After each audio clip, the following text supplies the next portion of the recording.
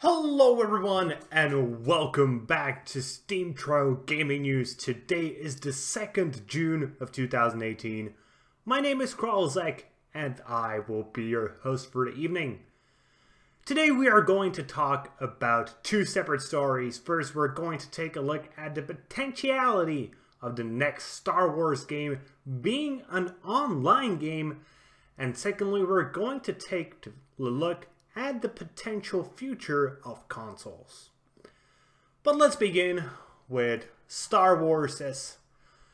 Who doesn't love Star Wars?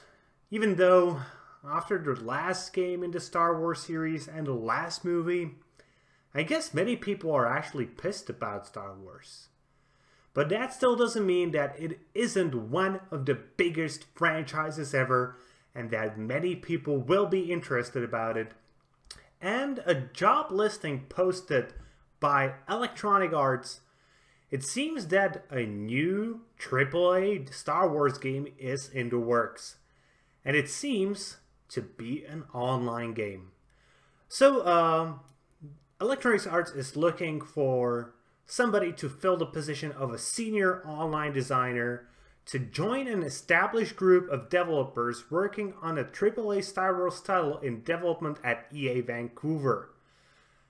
Not only will the job revolve around helping to execute the vision for a unique online experience, but also it will require applicants to assist in the team bringing all connected features with the single-player narrative and gameplay into a cohesive experience. So this whole job listing is essentially a giant leak. If we just gotten this information from a leak on Twitter, we would already be jumping down and being just happy that we're going to get another AAA Star Wars game.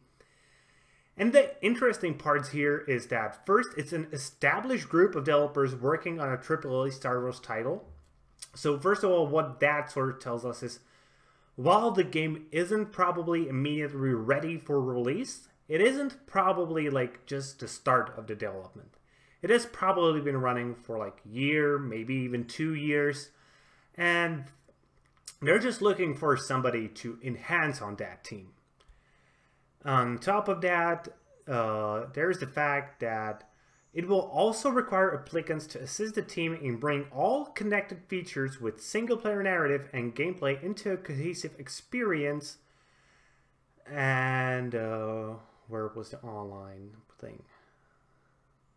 Yeah, and the vision for a unique online experience. So, yeah, if I would be to make a guess, I would probably say they want to make something like Star Wars Destiny. And that actually sounds like a pretty good idea, depending on how exactly the game pans out, obviously. But at its core, that does actually sound pretty fun. A game that isn't necessarily a classical MMO, but it provides decent single-player options, it provides decent co-op options, but if you want, you can also engage in large-scale content. That sounds actually freaking perfect for Star Wars. You could play like a smuggler and essentially be a single-player experience. You could play as a duo of Jedis who go in and do their stuff, you know, the Master and the Padawan. That sounds, again, like a great co-op game. And then, if you want to, you can just go and engage in huge scale events, whether it's PvP or PvE content. Yeah, I would definitely love to enjoy that, and I would be very happy to play that. The biggest question here is, can EA pull it off? Can they create a game that is actually good?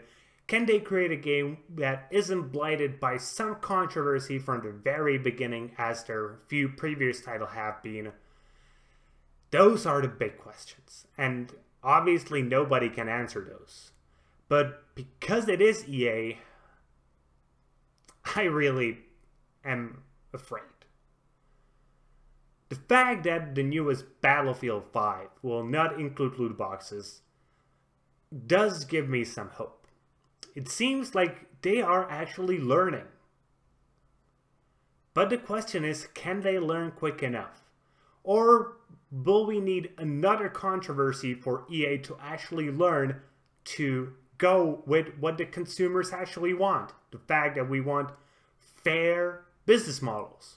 The thing that we don't want any political narratives pushed onto us, even though I don't really think the Battlefield 5 inclusion of women is a big deal. I really don't give a shit about that. It's a game. It's not historically accurate either way. But again, there's a good chance they might try to push some of these features, whether it's going to be a really crappy business model or whether it's going to be some political ideology. We really can't know at this moment. But what we need to do as consumers is to tell them.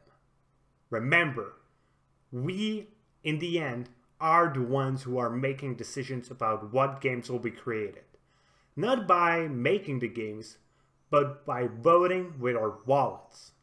If we don't like the games, we shouldn't buy them. And on top of that, we shouldn't for sure buy any microtransactions if we for some reason do not like the game. Because if we do, we just show the company that this is actually profitable. And we want them to make profit by creating games we want, not by creating games we don't want. I think that's fairly obvious to almost anybody. But we'll see how this actually pans out, and for the moment, we can only hope. So let's go on to the second piece of news, and here we're going to talk about the potential future of consoles as analyst from Wedbush Securities, Michael Patcher, has recently discussed the potential future of consoles on his show, The Patcher Factor. And he more specifically talked about the chance of the next generation of consoles being digital only. And his opinion is, it just won't happen. At least not in the next generation. And he actually does bring in a couple of interesting and really well thought out points. So his first point is that Sony, Microsoft, Nintendo still have to think about gaming shops.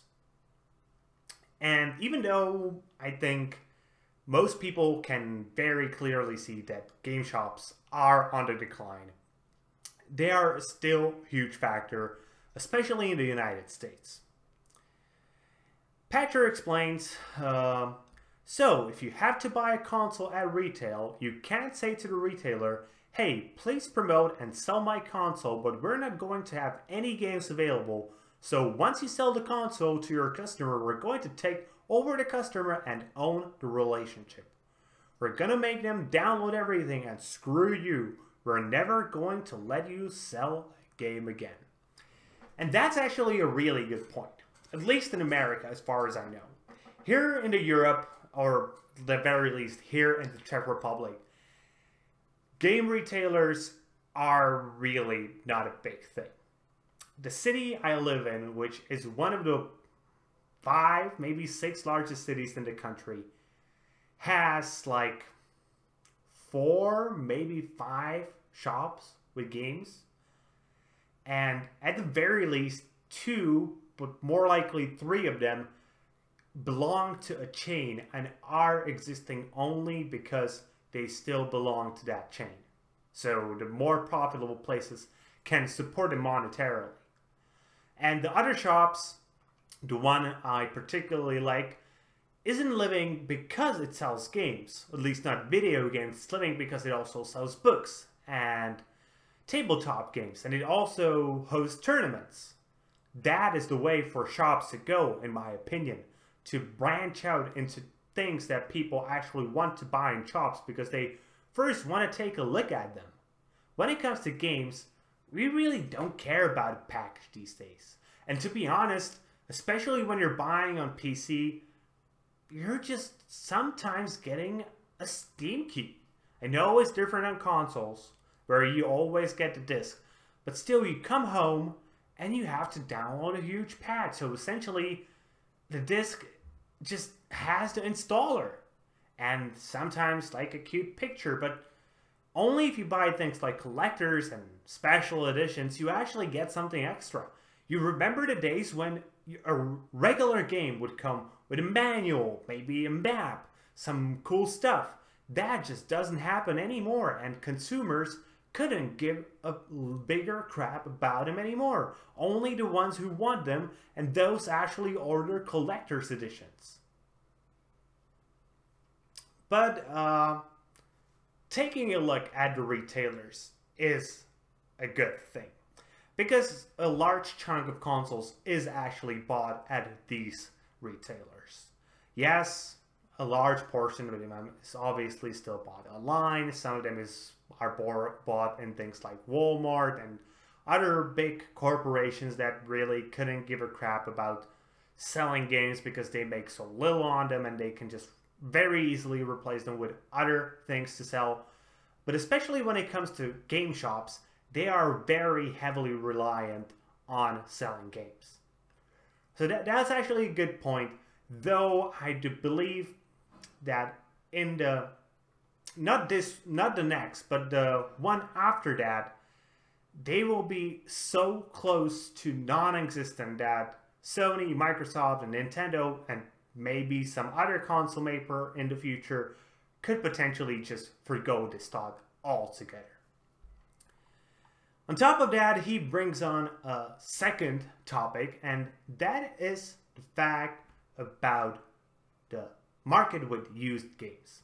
He says the second for a disk drive is there's a healthy percentage of consumers, and I'd say about 50%, who value the concept of used games either as a seller or as a trader, so they get value back, or as a purchaser because they're cheap and they want to buy old games. And again, this is a good and well thought out thought. The fact that used games exist pretty much only on consoles is a fact these days. The only used games you can buy for PC are really old games, or maybe games you can buy attached to magazines, and even those usually come these days just with a Steam key, so really it's just old games. But when it comes to new games, the console market is still a thing for used games. So it really depends on how big of a thing this will be with the decline of game shops that is almost inevitably coming, as there will be less places to go trade your games in. And thus the market will get smaller. That's also fairly obvious, at least to me. The bigger question is how big the decline of these game shops will be, and how fast it will happen.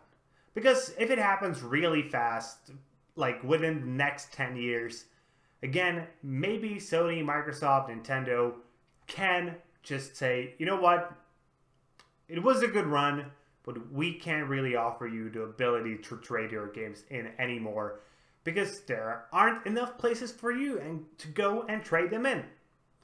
And if that is the case, and the market of people who actually buy and sell used games is closer to, let's say, 10-15% rather than a 50% margin, then yes, again, they can potentially think about this. But again, I do agree with Patcher, I think his name. Yeah, Patcher. I don't think the PlayStation 5, the next Xbox generation, or even the next Nintendo generation will come without physical media. But the generation after that, that is a bigger question, and we'll just have to see, because that is a very long time away from now, and especially in the technology sphere where progress just happens so rapidly. And with that being said, that's going to be it for today, guys. I hope you enjoyed today's video, and if you did, please consider giving us a thumbs up here on YouTube and subscribing to the channel. If you are watching on Steam, maybe you want to give us an upvote and follow the blog. Either way, be sure to leave a comment and be sure to tune in tomorrow for more gaming news, as we are your source of daily gaming news every single day. See you guys later with more gaming content.